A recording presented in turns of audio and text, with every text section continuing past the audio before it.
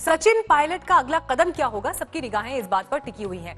सचिन पायलट क्या करने वाले हैं, क्या उनकी रणनीति है, इस रहस्य से क्या वो आज पर्दा उठाएंगे, तो ये तमाम सवाल थे। लेकिन इस बीच इंडिया टुडे मैगजीन ने एक्सक्लूसिव बातचीत की है सचिन पायलट के साथ और मंत्री पद गंवाने के बाद राजस्थान के राजनीतिक संकट के मद्देनजर सचिन पायलट का ये पहला इंटरव्यू है।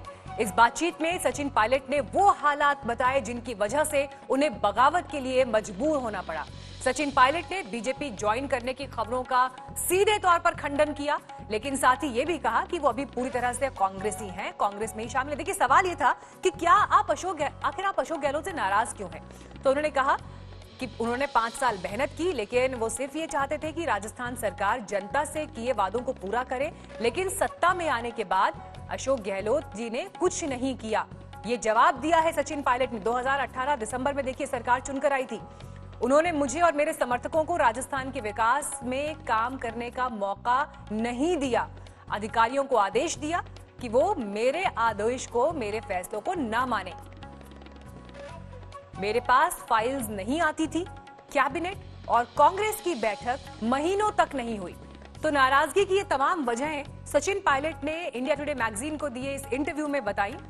अगला सवाल उनसे पूछा गया कि रूठने की जगह अपने पार्टी प्लेटफॉर्म पर यह मुद्दा क्यों नहीं उठाया, तो उन्होंने जवाब दिया कि मैंने कई बार इस मामले को उठाया। अविनाश पांडे जी और अन्य सीनियर नेताओं को भी इस बात की जानकारी दी थी।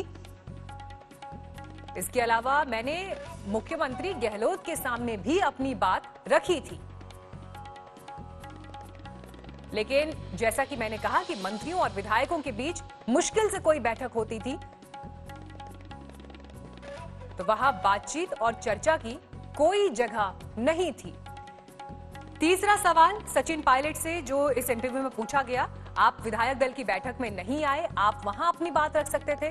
तो सचिन पायलट ने जवाब दिया कि मेरे स्वाभिमान को चोट पहुंची है। अगर आप 2019 के लोकसभा चुनाव के कांग्रेस घोषणा पत्र को याद करें तो उसमें जो वादे किए गए थे उन पर नजर डालें।